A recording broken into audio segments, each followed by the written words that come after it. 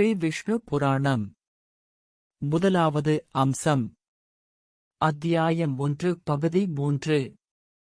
மைத்ரேயர் கூறினார், குருவே, வேதங்கள் முழுவதிலும் தர்மம் மற்றும் புனித அறிவியல் துறைகளிலும் நான் உங்களால் பயிற்றுவிக்கப்பட்டேன். உங்கள் அருளால் மற்றவர்கள், அவர்கள் என் எதிரிகளாக இருந்தாலும், நான் அறிவைப் பெறுவதில் தவறிவிட்டேன் என்று குற்றம் சாட்ட முடியாது. ஓ பக்தியில் ஆழ்ந்தவனே, இவ்வுலகம் எப்படி இருந்தது, இனி எப்படி இருக்கும் என்பதை உம்மிடமிருந்து கேட்க நான் இப்போது விரும்புகிறேன். ஓ பிரம்மனே, இதன் சாரம் என்ன? உயிருள்ள மற்றும் உயிரற்ற பொருட்கள் எங்கிருந்து தோன்றின? இது எதில் கரைந்துள்ளது, மீண்டும் எதில் கரையும்? பூதங்கள் எவ்வாறு தோன்றின? தேவர்களும் மற்ற உயிரினங்களும் எங்கிருந்து தோன்றின? சமுத்திரங்களின் நிலையம் பரப்பளவும் என்ன? மலைகள், பூமி, சூரியன் மற்றும் கிரகங்கள் யாவை?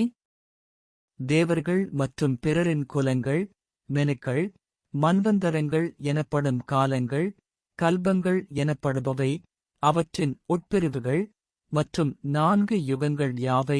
ஒரு கல்பத்தின் முடிவில் நிகழும் நிகழ்வுகள் மற்றும் பல்வேறு யுகங்களின் முடிவுகள் 11. ஓ மகா முனிவரே, தேவர்கள், முனிவர்கள் மற்றும் அரசர்களின் வரலாறுகள் வியாசரால் வேதங்கள் ஒழுங்குபடுத்தப்பட்ட பிறகு அவை எவ்வாறு கிளைகளாக அல்லது பள்ளிகளாக பிரிக்கப்பட்டன? பிராமணர்கள் மற்றும் பிற பழங்குடியினர், அத்துடன் வாழ்க்கையின் வெவ்வேறு நிலைகளில் இருப்பவர்களின் கடமைகள் யாவை? வசிஷ்டரின் பேரனே, இவை அனைத்தையும் உன்னிடமிருந்து கேட்க விரும்புகிறேன். உன் எண்ணங்களை என் மீது கருணையுடன் சாய்ப்பாயாக, அதனால் உன் அருளால் நான் அறிய விரும்பும் அனைத்தையும் அறிந்து கொள்ள முடியும். பராசரர் பதிலளித்தார், நன்றாக விசாரித்தாய், பக்தியுள்ள மைத்ரேயா. என் தந்தையின் தந்தையான வசிஷ்டர் முற்காலத்தில் கூறியதை நீ என் நினைவுக்குக் கொண்டு வந்தாய். விஸ்வாமித்திரால் நியமிக்கப்பட்ட ஒரு ராட்சசனால் என் தந்தை விழுங்கப்பட்டதாக நான் கேள்விப்பட்டேன். கடும் கோபம் என்னை பற்றிக் கொண்டது. அந்த ராட்சசர்களை அழிப்பதற்காக நான் ஒரு யாகத்தை தொடங்கினேன். அந்தச் சடங்கால் அவர்களில் 100கணக்கானோர் சாம்பலாகினர். அவர்கள் முற்றிலுமாக அழிக்கப்படவிருந்த வேளையில் என் தாத்தாவான வசிஷ்டர் என்னிடம் இவ்வாறு கூறினார், போதும், என் மகனே, உன் கோபம் தணியட்டும். ராட்சசர்கள் குற்றவாளிகள் அல்ல, உன் தந்தையின் மரணம் விதியின் செயல். கோபம் மூடர்களின் உணர்ச்சி, அது ஞானிக்குத் தகாது. யாரால் ஒருவர் கொல்லப்படுகிறார் என்று கேட்கப்படலாம். ஒவ்வொரு மனிதனும் தன் செயல்களின் விளைவுகளை அறுவடை செய்கிறான். என் மகனே, கோபம் என்பது மனிதன் கடின உழைப்பு, புகழ் மற்றும் பக்திமிக்க தவங்கள் மூலம் பெறும் அனைத்தையும் அழித்துவிடும். மேலும் அது சொர்க்கத்தையோ அல்லது விடுதலையையோ அடைவதை தடுக்கிறது. முதன்மை முனிவர்கள் எப்போதும் கோபத்தை தவிர்க்கிறார்கள். என் குழந்தையே, நீ அதன் செல்வாக்கிற்கு அடிபணியாதே. இந்த தீங்கற்ற இருளின் ஆவிகள் இனி அழைக்கப்பட வேண்டாம். கருணை என்பது நீதிமான்களின் வலிமை. 12. என் மதிப்பிற்குரிய பாட்டனாரால் இவ்வாறு அறிவுறுத்தப்பட்டதால் அவருடைய கட்டளைகளுக்கு கீழ்ப்படிந்து நான் உடனடியாக அந்தச் சடங்கிலிருந்து விலகினேன்.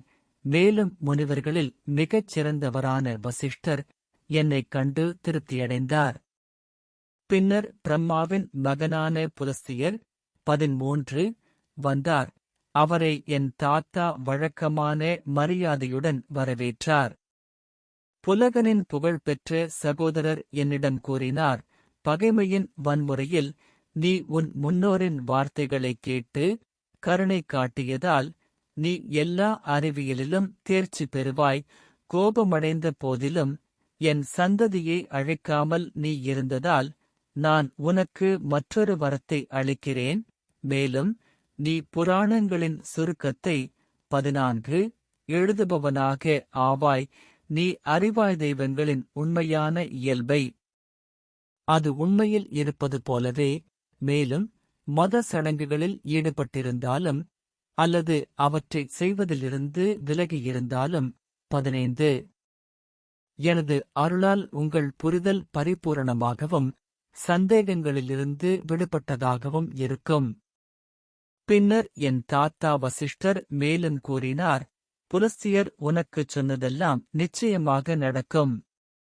இப்போது உண்மையிலேயே வசிஷ்டராலும் ஞானி பாலஸ்தியராலும் முன்பு எனக்குச் சொல்லப்பட்ட அனைத்தும் உங்கள் கேள்விகளால் என் நினைவுக்குக் கொண்டுவரப்பட்டுள்ளன.